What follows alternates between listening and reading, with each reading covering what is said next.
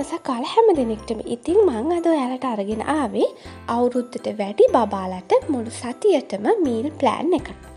ඉතින් ගොඩක් අය අහනවනේ බර අඩු බබාලට දෙන්න ඕනි කෑම මොනවද?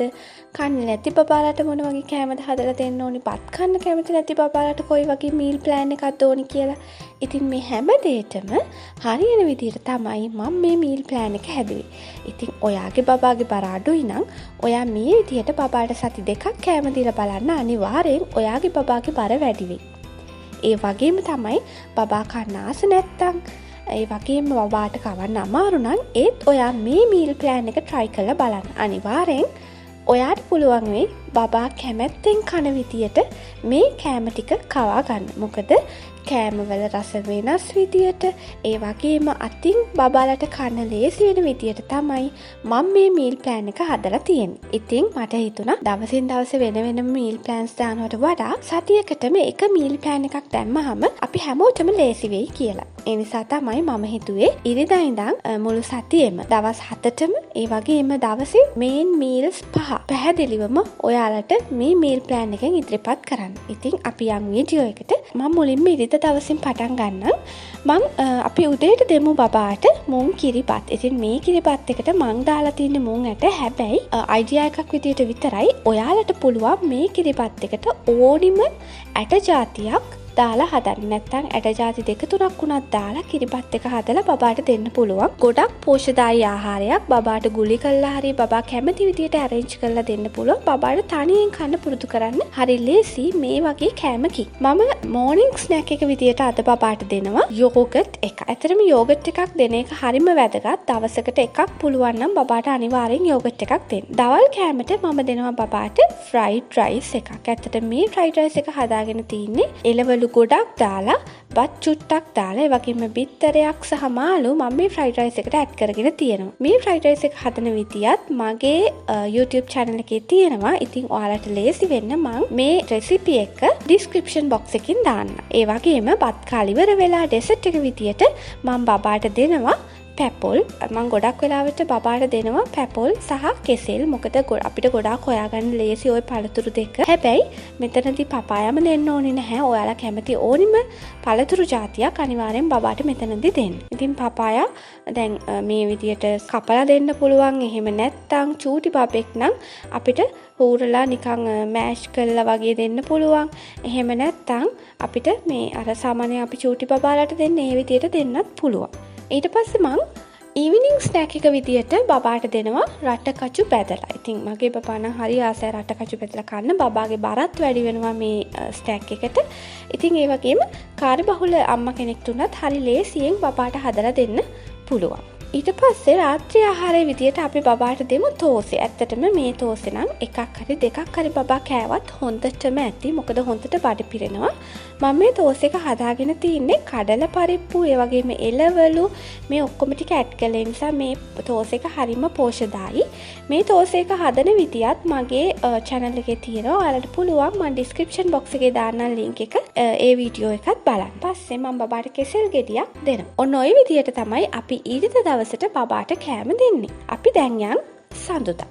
සඳුදා උදේ ආහාරයේ විදියට අපි බබාට දෙමු කව්පි. මේ කව්පි එක මං හදලා තියෙන්නේ සාමාන්‍යයෙන් අපි ෆ්‍රයිඩ් රයිස් එකක් හදන විදියටම කව්පි එකට එළවලු දාලා බිත්තරයක් එකතු කරලා මේ විදියට මං හැදුවා. ඇත්තටම මේක හරිම රසයි.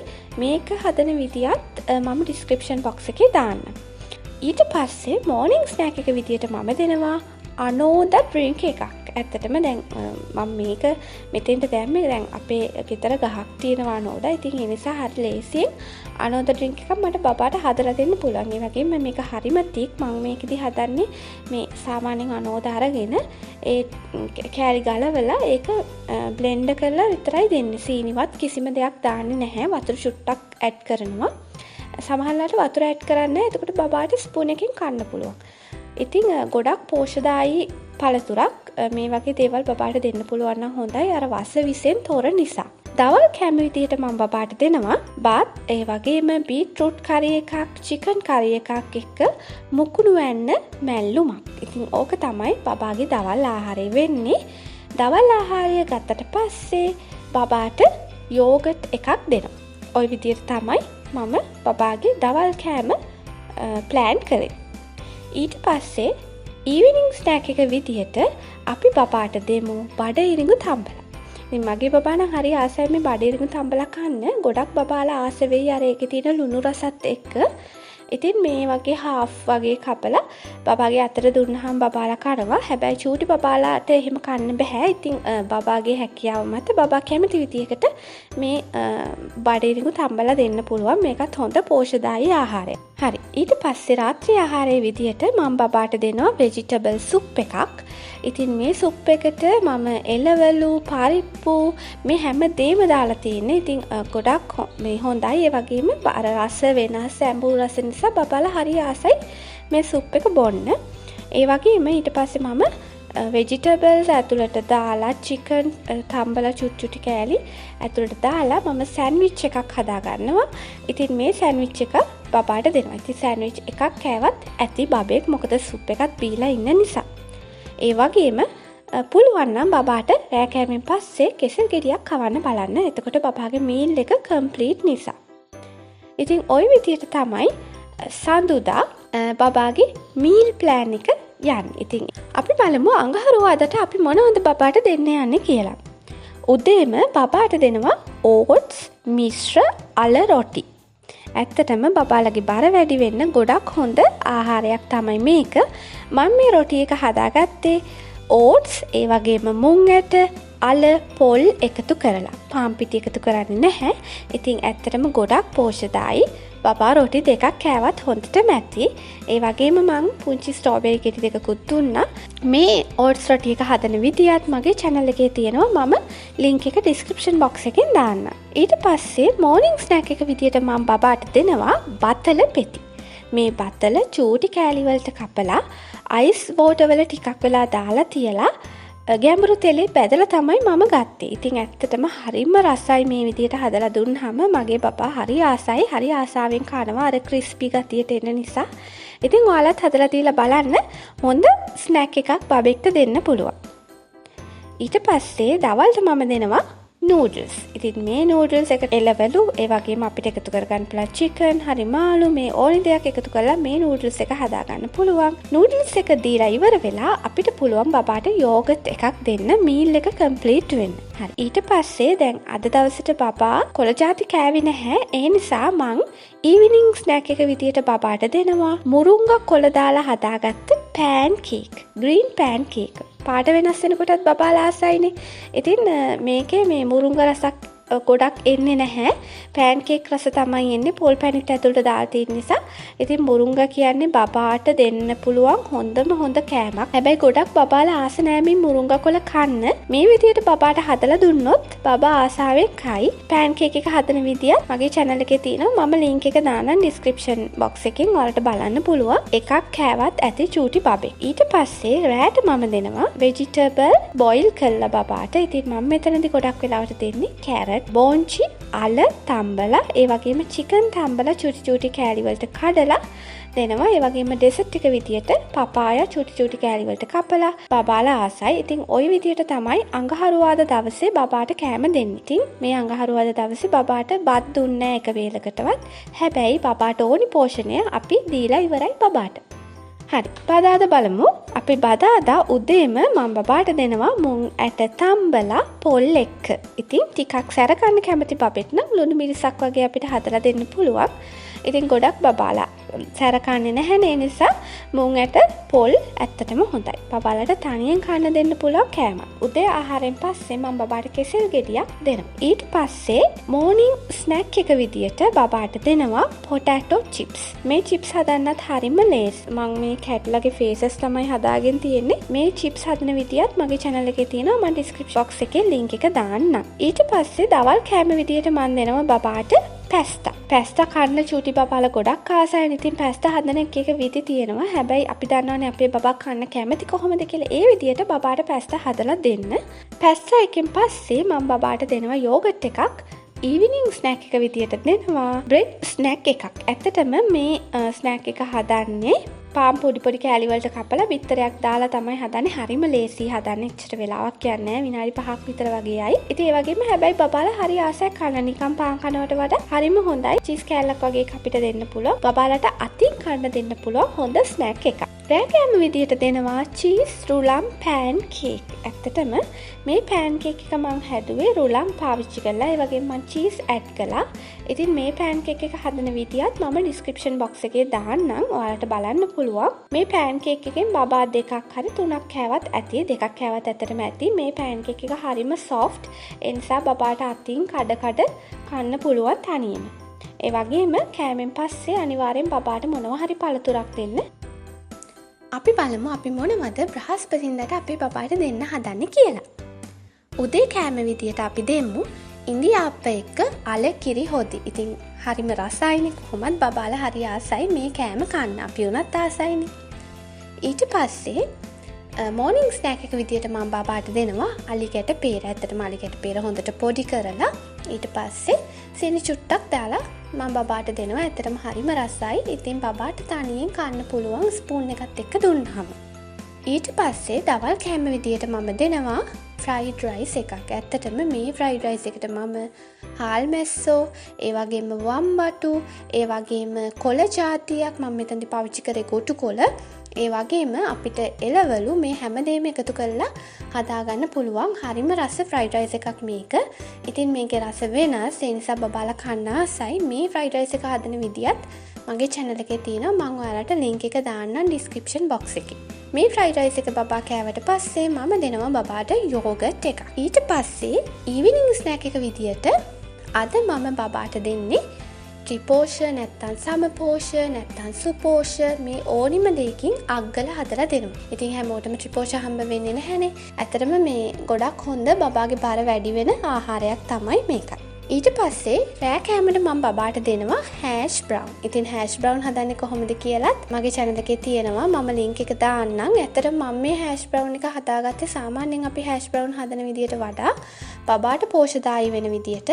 මොකද මම මෙතනදී දැන් අපි කොහොමත් අල පාවිච්චි කරනවා ඊට අමතරව මම පාවිච්චි කරා එළවලුත් දාලා තමයි මම මේ හැෂ් බ්‍රවුන් එක හදාගෙන තියෙන්නේ. නිසා හරිම පෝෂදායී බබෙක්ට ප්‍රධාන ආහාර වේලකට දෙන්න පුළුවන්. ඉතින් චීස් කෑල්ලක් එක්ක නැත්තම් ගෙදරදීම හදාගත්ත සෝස් තියෙනවා නම් මේ සෝස් ටිකක් එක්ක බබෙක්ට දෙන්න හරි ආසාවෙන් කයි. මේ කෑමෙන් පස්සේ බබාට කෙසෙල් ගෙඩියක් දෙන්න බලන්න. එතකොට බබාගේ දවසේ පෝෂණය සම්පූර්ණ නිසා. අපි බලමු අපි සිකුරාදාට බබාට දෙන්නේ මොනවද කියලා. සිකුරාදා උදේම බබාට හරිම ලේසියෙන් හදාගන්න පුළුවන් කෑමක් තමයි නූඩල්ස් ඔම්ලට්. මේක හදන්න වැඩි වෙලා යන්නේ නැහැ. වැඩට යන අම්මා කෙනෙක්ට උනත් හරිම ලේසියෙන් හදන්න පුළුවන්. නූඩල්ස් චුට්ටක් හදලා අපි සාමාන්‍යයෙන් හදන විදියට නූඩල්ස් එක හදලා ඊට පස්සේ ඔම්ලට් එකකුත් හදලා එකතු කරගන්න තියෙනවා. ඇත්තටම මේක හදන විදියත් මගේ channel එකේ තියෙනවා. මම description box එකේ link එක දාන්නම්. බබාට අර හැමදාම නූඩල්ස් කන්න දෙනකොට ආස නැහැනේ මේ විදියට හදලා දුන්නාම වෙනස්. ඒ වගේම බබාට ස්පූන් එකක් දීලා නැත්තම් ගෑරුප්පුවක් දීලා වෙනස් විදියකට කන්න දුන්නොත් හරි ආසාවෙන් කයි මේක. රස වෙනස්. ඉතින් අර අපි කෑමවල රස වෙනස් කරනකොට බබාලා කන්න ආසයි. එකම රස කෑම කන්න ආස නැහැනේ. සහ පෙනුම වෙනස් කරන්න ඕනි. ඉතින් ඒ නිසා තමයි මේ වගේ විවිධ කෑම මම මේ meal plan එකට include කළේ. හරි. නූඩල්ස් ඔම්ලට් එක බබා කෑවට පස්සේ මම බබාට දෙනවා බනානා එකක්. කෙසෙල් ගෙඩියක් දෙනවා උදේ ආහාරයට. ඊට පස්සේ මං මෝර්නිං ස්නැක් එක විදියට බබාට දෙනවා මෑෂ්ඩ් පොටෑටෝ. ඇත්තටම අල ගෙඩියක් තම්බලා ඒක පොඩි කරලා ඒකට ඕනනම් අපිට පුළුවන් චීස් නැත්නම් ෆ්‍රෙෂ් මිල්ක් ටිකක් ඇඩ් කරගන්න. ඉතින් බබාලා ගොඩක් ආසයි කන්න. හරි. දවල් කෑම විදියට මම දෙනවා බබාට කැමති බත් වර්ගයක්, ඒ වගේම වට්ටක්ක කරි එකක්, ඒ වගේම මාළු මම මෙතනදී ඇඹුල් සියල් විදියට හදාගන්නවා. මගේ බබා හරි ආසයි එහෙම හැදුවාම කන්න.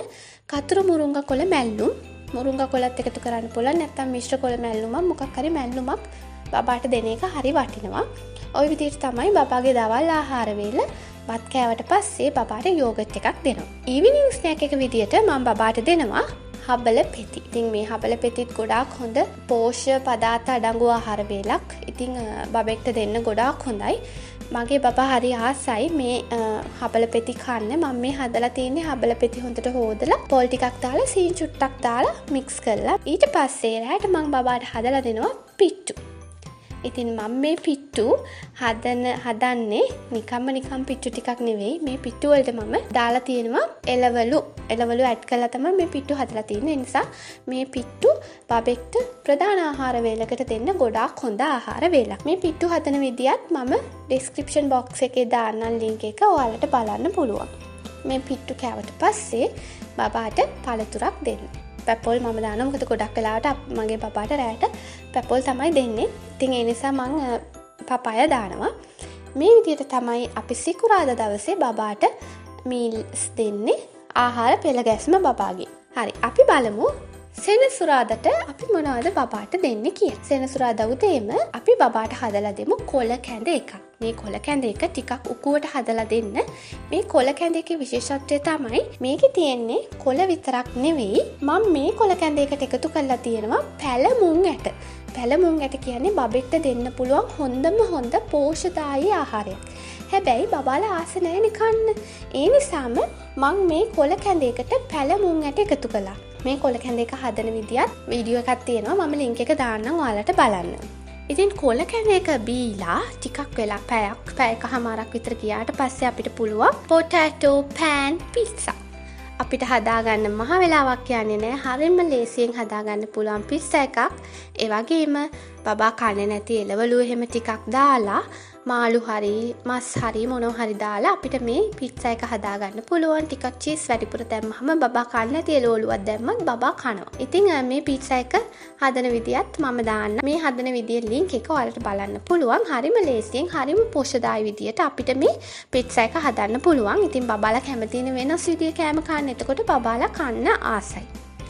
හරි. ඊට පස්සේ මම පිට්සා එක කාලා ටිකක් වෙලා ගිහිල්ලා බබාට අපි දෙමු ඇඹරැල්ලා වගේ ටිකක් වෙනස් පළතුරක්. ඉතින් ඇඹරැල්ලා චූටි පෙති කපලා බබාට දෙනවා. බබාගේ දවල් කෑම විදියට දෙනවා බිරියානි, චිකන් බිරියානි. හදන්න හරිම ලේසියිනේ. ඉතින් අර රස වෙනස්. ඒ නිසා මම චිකන් බිරියානි එකක් බබාට දවල්ට දෙනවා. බිරියානි එකෙන් පස්සේ බබාට මම කෙසෙල් ගෙඩියක් දෙනවා. එතකොට බබාගේ මීල් එක කම්ප්ලීට් වෙන්න. ඉවිනිං ස්නැක් එක විදියට මම බබාට දෙන්නේ සව් ට්‍රිපෝෂ මේ හැම දෙයක්ම දාලා හදාගත්ත කුකි එකක්. මේ කුකි එක හදන විදියත් මගේ channel එකේ තියෙනවා. මම ඒ වීඩියෝ එකේ link එක දාන්නම් ඔයාලට බලන්න. ඇත්තටම මේ කුකි එක හදාගන්න හරිම ලේසි. මේ කුකීස් ටිකක් හදලා තියාගත්තාම දවස් 2-3කටම සතියකට 2කට වගේ බබාගේ ඉවිනිං ස්නැක් එක විදියට උනත් අපිට දෙන්න පුළුවන්. බබා කන්න ආසන. ඒ වගේම තමයි රෑ කෑම විදියට මම දෙනවා බබාට ඔම්ලට් රොටි. නිකන් රොටි හදලා දෙනවට වඩා මේ විදිහට හදලා දුන්නාම බබාලා හරිම ආසයි වෙනස් නිසා. ඒ වගේම මහ වෙලාවක් යන්නේ හදන්න හරි ලේසි. ඉතින් මේ විදිහේ ඔම්ලට් රොටි එකක් කෑවත් ඇත්තටම ඇති. ඊට පස්සේ මම පපාය දෙනවා බබාට ඩෙසර්ට් එක විදියට. ඉතින් ওই විදියට තමයි මම මුළු සතියේටම මීල් ප්ලෑන් එක හදාගත්තේ. ඉතින් මෙතනදී ඔයාලටත් පේන්නේ නැති බත් ගොඩක් අඩුවෙන් තමයි මම එකතු කරලා තියෙන්නේ. ඒ වගේම හැබැයි බබාට අවශ්‍ය පෝෂණය ලැබෙන විදියට ආහාර පෙළ ගස්වලා තියෙනවා. ගොඩක් හොඳ මීල් ප්ලෑන් එකක්. ඔයාලා try කරලා බලන්න. ඉතින් මොනවා හරි ප්‍රශ්න තියෙනවා නම් පල්ලෙහායින් කමෙන්ට් කරන්න. ඒ වගේම අපේ channel එක subscribe කරන්න කියලාත් ආදරෙන් ඉල්ලනවා. ඔයාලා හැම දිනෙකටම සුබ දවසක්.